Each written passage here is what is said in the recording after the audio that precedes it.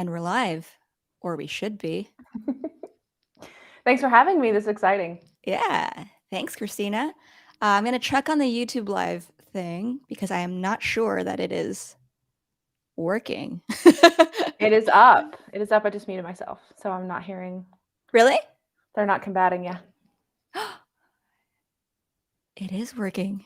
There it is. Okay. Hi, everyone. Welcome to the menu. As we get started here, I'm going to introduce my series premiere guest. Let's get into it. Let's do So it. my guest is a community builder and advocacy strategist. She uses audience intelligence and social listening to learn more about audiences to determine needs, behaviors, and more. Her work serves to help brands better connect with their current customers and fans. I'm so happy to introduce my friend, Christina Garnett. Thank you so much. I'm honored to be here. I'm so excited for this. Hope I don't mess it up. It's all good. It makes it more human. Yeah, we're all human. So let's get into it. We do have a couple of we have a couple of things for our agenda here. We I do. want to ask you about work first. Mm-hmm. Let's talk about advocacy. Yeah. That is, the cornerstone of your work. Mhm. What is it exactly? Yeah. So probably the best way to describe it in Cliff Notes is being able to find a source of voices, assets, content that speaks directly to what your brand is doing in a positive way. And customers are the best resource for that. They're people who are already bought in, they're users, they understand the product and service. And a lot of them, especially if they love you, they're always clamoring for ways to be able to be more involved. They want to have a larger voice. They want to have a seat at the table, as you will. And advocacy is such a really fantastic way to deepen that relationship and turn those customers into something deeper where they feel like they have access, they have value within the company besides MRR.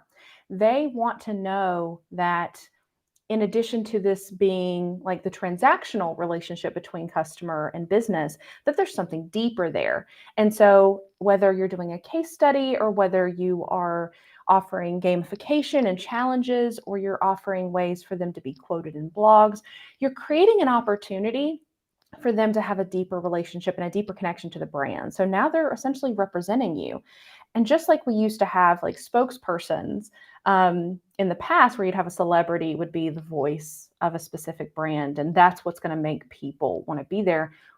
That need is not there anymore. It's been replaced by the need to have authentic voices that are going to tell you what's actually what they actually love about the product. We trust strangers over brands. And so I don't care what a celebrity, like I don't care what coffee a celebrity is telling me to buy, because they were paid millions of dollars to tell you that. They could think it's horrible, but that check says they're going to say it's great. Well, with advocates, these are people who do love your product. They do use it daily. They want to be a part of this. And so when you're on Amazon or you're on any site regularly, and right before you buy something, you're going to check the reviews. You're going to find out, what are they saying? What did they like? What did they not like? How long did the product last? What were their biggest issues? And you're going to carry, that's going to carry more weight than the brand telling you how great they are. So advocacy is really weaponizing and empowering those voices to really do strategic things all at the same time. You're rewarding them. You're making them feel special. You're making them feel like they now have a deeper connection to the brand. How do you identify some of your advocates? Social listening is my friend. I absolutely adore social listening. I find that there's a lot of those conversations online and in closed groups and closed communities. There are people who are asking for recommendations all the time. They're going on Twitter, on Reddit, they're asking their questions. And so when I start a project, the first thing I do is I start looking at those conversations. And I don't look just at ads. I look at not only the brand names, but the product and services, the use case. What are people talking about when it comes to that? How are people asking for help? What kind of questions are they asking for? Are we seeing patterns? And it's going to give you so much raw data to be able to really dive in and think, okay, what can I do with this information? And you'll start seeing patterns. These are the people who come in, and these are the people who love this brand because of this reason and this use case. But then somewhere over here, this person loves it for a very different reason, very different use case. And so I'm able to make that list and say, okay, how can I make that person feel special? How can I make them feel seen and appreciated so that they're going to feel inspired to do that even more? All right. Can you, as we end on this piece of this part of the Yeah. show, can you give us an example of how you might, when you're doing social listening, how Mhm. you might interact with a customer? Mhm. Maybe give an example of a time that you felt really impactful in identifying an advocate, or Mhm. a time even where you felt like, oh, someone has a problem here, and I'm going to jump in right now and fix it. Absolutely. So I'm constantly looking at conversations to figure out what's working, what's not working, who loves us, who doesn't love us, and finding those people. It Delight looks different to different people. So I'll go through, and you can see this on Twitter all the time, and on Reddit as well. But whenever I see people talking about HubSpot in a positive way, I make sure that I'm liking that. I make sure that I'm sending orange hearts. That it's really foundational to say I see you. That needs to be the cornerstone of what you're doing. So I see you, and then, but there's other opportunities where, for example, we have Hub fans and we have these top advocates who are able to be correspondents for Inbound last year. And so not only were these people able to feel seen, but now they get to be a part of a conference that means the world to them. And they get to be subject matter experts that are going to be on the foray telling you this is what matters. And this is the session that I really enjoyed. And so what I really loved was there were a few of our correspondents last year who, through all these different journey paths, um, some were in part of the podcast network, others were a part of our customer base, others were partners. And because of what they were doing, they all were able to come together, and now they have meetups and they want to be on each other's podcast and they want to connect. And so what you're doing with advocacy is you're planting seeds that you're going to slowly nurture, and then you're going to see this flywheel of nurturing. And then there's relationships that you were a part of, but they're growing other opportunities for each other. And that's what I really loved watching is seeing those conversations. And it turned very much from, we're both correspondents, we're all correspondents, to, hey, we should do this more often, or hey, you should be on my podcast, I'd love to talk to you, or hey, we should go grab drinks after this, I'd love to learn more about you. So what you're doing is you're really planting that seed, and then you get to sit back and watch it grow and really populate these beautiful fruit. I love that. And that's such a great way to, I mean, that's very actionable, and you're clearly thinking quickly how you can connect the dots to to other opportunities. Mhm. That's awesome. Let's talk about one of your projects. Okay, I have a few. You have a couple. I think you're kind of busy. I'm a little busy, yeah. Well, I think you're working on a book. I want to ask about that. So I Yeah. saw your Medium post. It it says chapter 1, which clues Yes. me in, and it's part of a book. But Yeah. for anyone who might not be familiar right now in the chat, this first chapter is about burnout. It's Mhm. about a woman who is, working remotely, Mhm. as a knowledge worker working remotely during the pandemic, and Mhm. sort of, well, I don't want to spoil it for anyone, No but worries. this woman is dealing with burnout, and Yeah. let's talk about that for a minute. Yeah. I guess, so maybe we'll start with that. What Mhm. what inspired this? I think it's been a culmination of a lot of what I'm seeing through myself as well as through others. I experienced pretty significant burnout in 2020, where I felt like I was almost chained to the desk and trying to do all these things. And I think that I'm not alone in seeing that for years now. You have a base of people who have had to act like everything work related is normal while the world burns. And so, where what we've done as a society is we've lost everything that made it palatable to work. You can't vacation, you can't meet with your friends. But we found ways to adapt to working. We didn't find ways to adapting to the things that actually brought joy to life. And so I've talked to so many friends who've burned out, who've left jobs, um, who've really kind of, if they're honest with themselves, they've really lost a lot of what made them themselves. because there's stuff on Twitter all the time, like your job doesn't define you, but in the apocalypse, when the only thing that's constant is your job, how is that not what defines you? And so I find that I love to write. I've written my whole life. I wrote poetry through middle and high school and college. I wrote the poem that was on the back of my high school graduation program. Wrote through college and did short stories and plays and things like that. And obviously as a professional, I do more blogging when it comes to like community and marketing and things like that. But I'll be honest, like I left Medium and I started a Substack. And if you follow me, I apologize profusely because I've not written a single word to you. Not a single word, because they don't flow out of me, because it's like and I'm sure if you're listening and you felt the same way, like it's okay, but you're writing a blog about like why marketing is important now. And it's just like, is it? The world is burning. People are dying. And so it's really important to be able to find outlets in new ways. And so I challenge anyone watching this. You've clearly adapted to work, but adapt to joy and what that looks like for you and how you can get that. And if it means you're reading, if it means you're watching Real Housewives or The Bachelor, or if you are taking walks or whatever that looks like, I think we need to normalize getting those pieces of joy back into our life. We've found ways through technology to do all the other stuff. We need to do it for ourselves. And so I am doing Neil Gaiman's masterclass because I adore him. He's my favorite writer. And I started writing, and it is incredibly therapeutic. And I would recommend anyone to start writing, whether you think that you're a good writer or not. No one has to see it.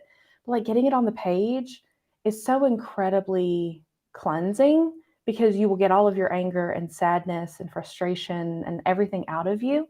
And so a lot of Laura is me from like 2020, very much so, where I was looking for myself. I was trying to figure out what that was going to look like. It was day after day after day. And I applaud the people who got through 2020, 2021 and are working through 2022, and they resonate with Laura, because she's sad and she's depressed and she's lonely and she doesn't understand. Like how can you not feel lonely when your only connection to the world is through the internet, and you don't know if Amanda's real. I don't know if she's a bot. I don't know who these people are. And if those are the people that now I find refuge in, what does that say about me? And so it's incredibly, I hope that I had a few people reach out to me last night and say like, I needed to read this. It made me feel less alone. It made me realize that what I was feeling wasn't alien. It wasn't different. It was just, this is what a lot of people are feeling. And so I hope that reading it made other people feel like it validated their feelings. Yeah. That's really the beautiful thing about fiction. Mm-hmm. It is, I think what is so beautiful about fiction is that just because something is fiction doesn't mean that it's not true. Mm-hmm. Right? And I think when people are reading it, they're reading it to feel seen in some way. So I think the beautiful thing about writing fiction, whether or not you publish it, like you said, like you were saying, like just write something. It doesn't have to be a thing, right? Mm-hmm. It could be something just for you. But I think a beautiful thing about writing fiction is that it allows you to literally create the character for which you can project all your feelings to. And if you are, in this mindset of feeling like you have no control, especially in this crazy world right now, that character gives you something to control. You have a fate that you can write. And I think that's really beautiful. Yeah. And I hope that it helps. I think that's another thing about fiction too, is you're able to put those little truth nuggets in there, but it's a way for me to explain experience in a way that it's hard. If I come from a first person perspective and I'm telling you, like if I broke down like a day in the life during 2020 for me when I was burning out, it's not entertaining. It's not a good read, and it's painful, versus giving something that's more palatable. And now you can see it through someone who technically doesn't exist, but she's like taking someone that's not real, but who's experiencing real things, is incredibly important to convey that we're not alone. And I find that the pieces that have resonated most with people have always been the pieces that flowed out of me, like where I feel like I didn't write it, like my hands just fell on the keyboards, and when I lifted, there were words. Those have always been the ones that got published. Those have always been the ones that people shared, that people like every time. And so I try to be very clear, like if the muses want me to write something, that's what I'm going to write. And that story flew out of me. And so I was like, okay, this is what I'm supposed to write then. Okay. Yeah. It's your truth. And it was true for so many people. Before we get to our next segment, it's about halfway through the show. I'll give a recommendation to the audience. If you are writing kind of as a means of venting or sort of, therapeutic method, highly recommend a tool called 750words.com. Do you ever use this, Christina? I do. Oh, I love this tool. So it's like a place where you can free write stream of consciousness. I think the idea is that like usually when you get to around 750 words, you kind of have something meaty, or you've kind of gotten it all out there. But a really cool thing about this site is it analyzes the sentiment of your essay or whatever it is that you've written. And so maybe it'll say things like, the sentiment seems negative. Like it seems like you're sad. But I think what's interesting is that it kind of gives you, it feels good to have something externalize what you had been saying, even if that thing is an AI tool. It doesn't mean that it's not meaningful, right? But yeah, question in here. Christine asked, is that the one that doesn't let you edit? I think you can edit in real time, like you can backspace and stuff. But the point is that it's not to be published. Like it's kind of just a truly a journaling tool. So I think once you are done, you don't edit it. But yeah. All right. Let's get to our next segment. Okay. I think it's what people are here for. And by the way, we have some viewers now. I didn't even do like a real intro of the show. I didn't even say what this is. Welcome everyone to the menu. Here we are, the menu with Amanda Natividad and Christina Garnett. Oh. See, my throat is already closing up, and we haven't had any hot sauce yet. Wonderful for everyone tuning in. All right, let's do this. We got hot takes with hot sauce. Are you ready? No, but I've already done this, so now I have the knowledge of knowing what's coming up, and I am not keen on it. Okay. But we will see. All right, we'll see. I haven't done this in a while, so I did the full challenge. Ooh, is it blurry? There we go. I apologize if like my voice goes down an octave after this. Like I'm gonna be a full baritone after this challenge. Like be prepared for it. Yeah. So I have a little tortilla chip. Oh, I don't have chicken wings. Should we like? Okay. I feel like people need to see. Oh, this is some thick sauce. This is gonna suck. Like this is gonna suck. But I have Luke in my Tatooine cup who's gonna save me, and it'll some little. Let me. Oh, that's there cute. He is. There he is. Luke's gonna save me. Okay, I'm just gonna dip it in here. That's pretty good. That's it's gonna be bad for both of us. This is not gonna end well. No. Okay. All right. So we'll do this, and then we'll do the hot take. Right? Okay. Yeah, we'll do this hot, and then you can go first with your hot take. All right. Cheers. Okay. Cheers.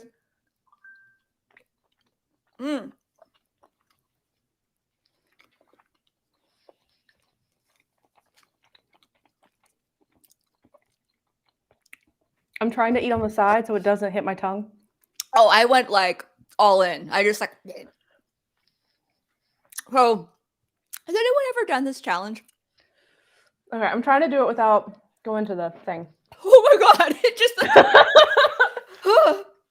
just it lives in your tongue, so it's like marinates in your tongue, and then it jumps to the back of your throat.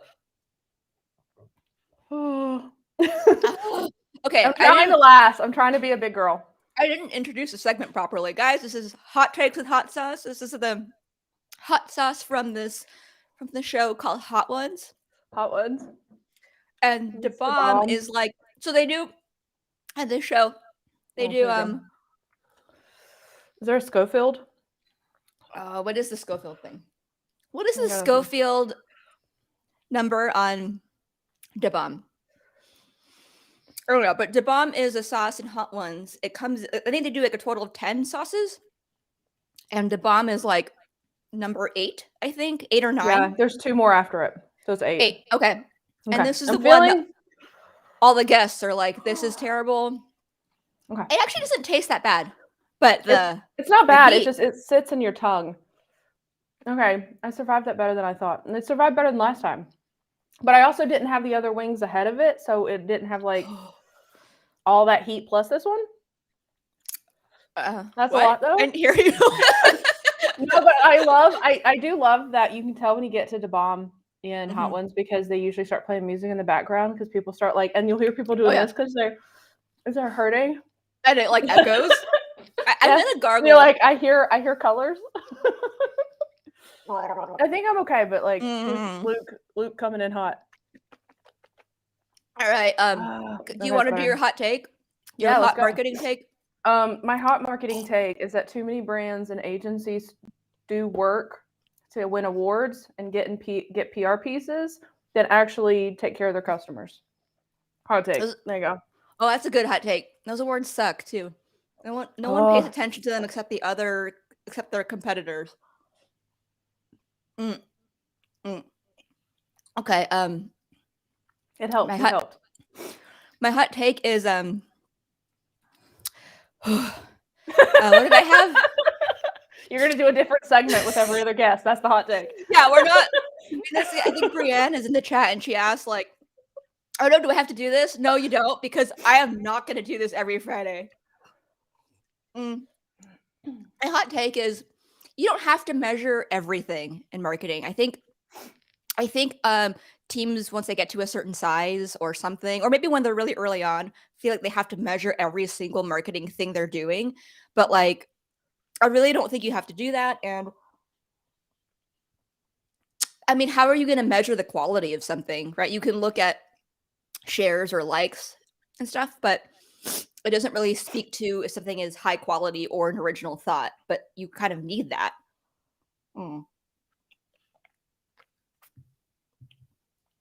That's it. It's good though. It's good though. I'm just gonna have plain tortilla now. Do you have your other hot take? I don't. You know, it's 11:24. It's fine. I can do another one. Okay. It's a bit of a subtweet, a vocal subtweet.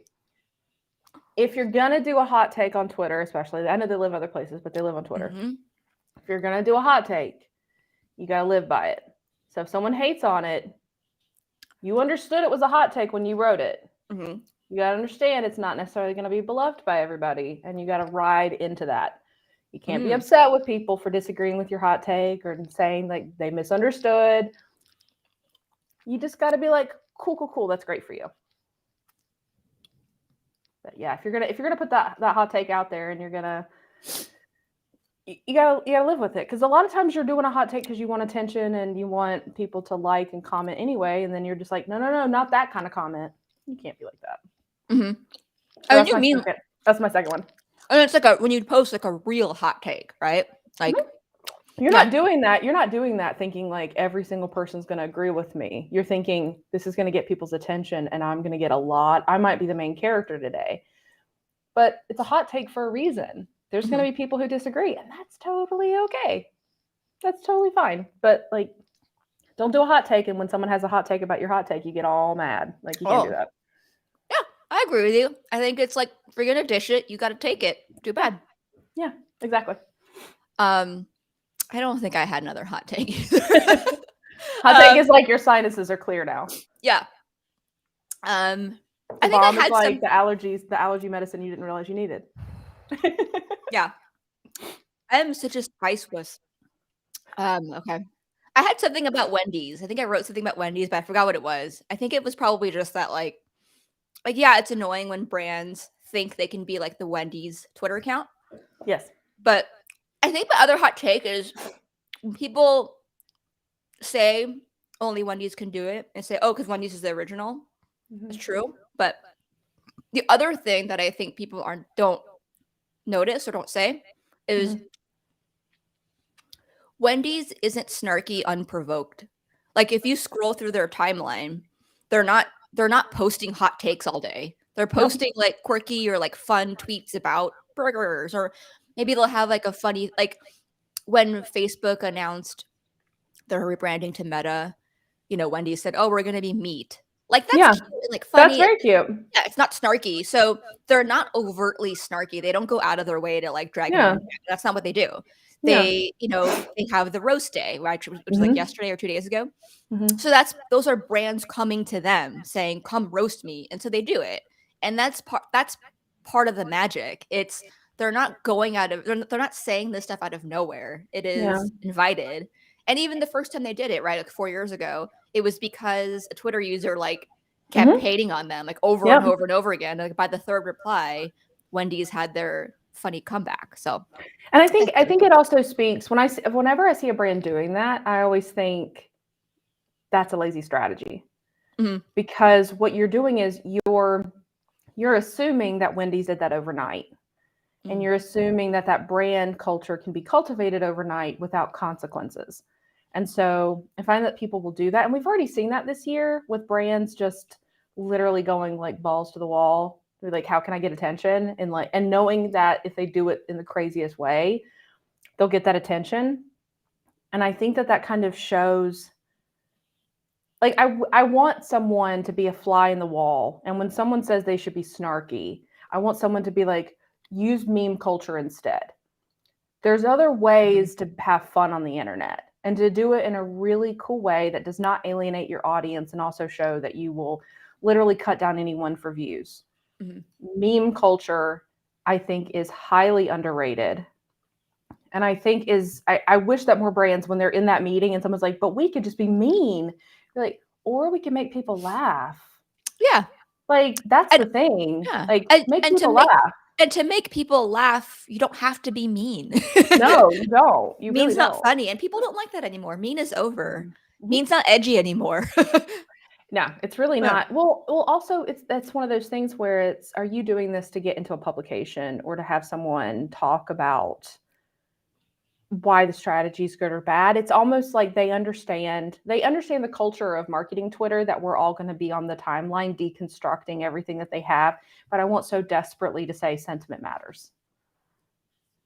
Like if everyone's talking about how trash you are, but you're like, look, we're trending. I'm like, yeah, but like now no one wants to give you money and marketing has to be tied to revenue and like it's not worth it. Like Right. if everyone hates you and no one wants to use your product, you can't be like, well, look at all the people talking about us. Because everyone else on the leadership team is gonna be like, look how much our stock plummeted. Yeah. And that's gonna lead the conversation. Like that's gonna be what is more important. So you need to really be making sure that like you can be playful, but being mean is not the only type of playful you can be on the internet. Like sarcasm and being self-deprecating or being hateful, like there's variations of things. But I think that brands want to do that. Like meme culture is far better. It's a far better way to look into that.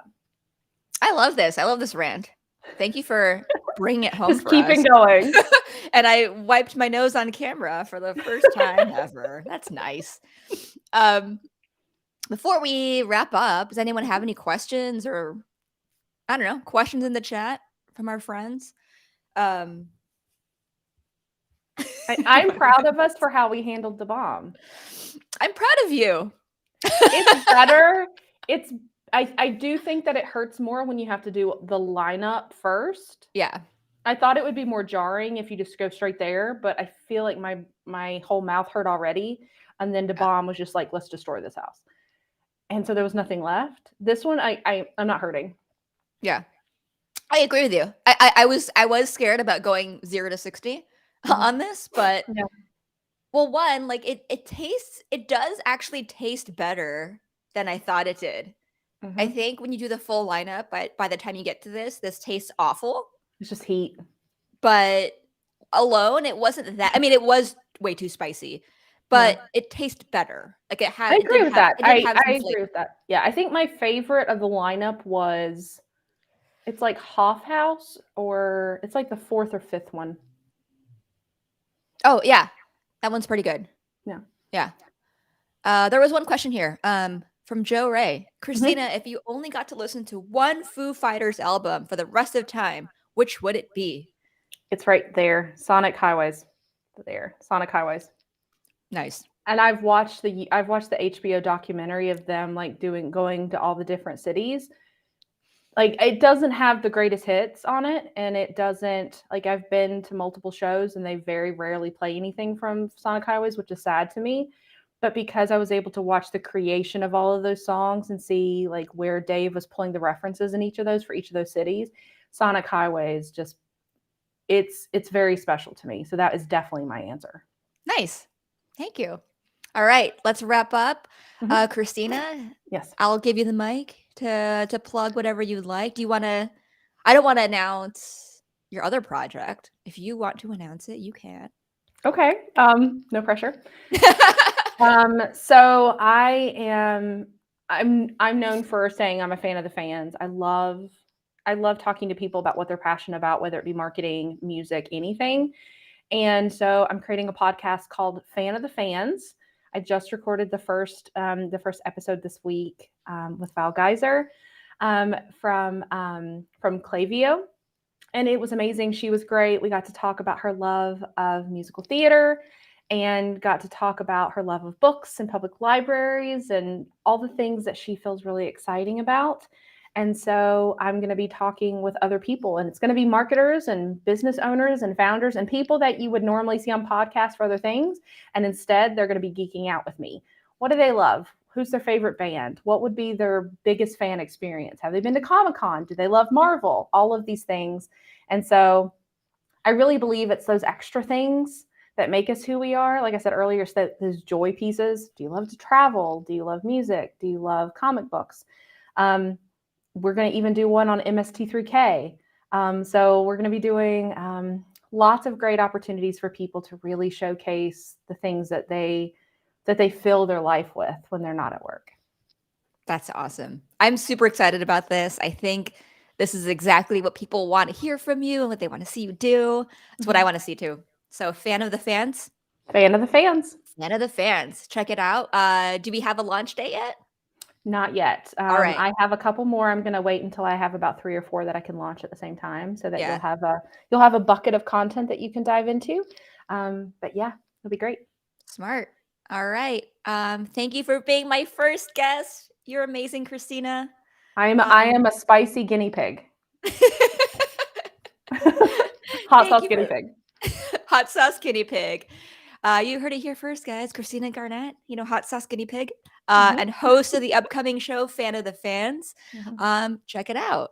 Thank you, everyone. Thanks.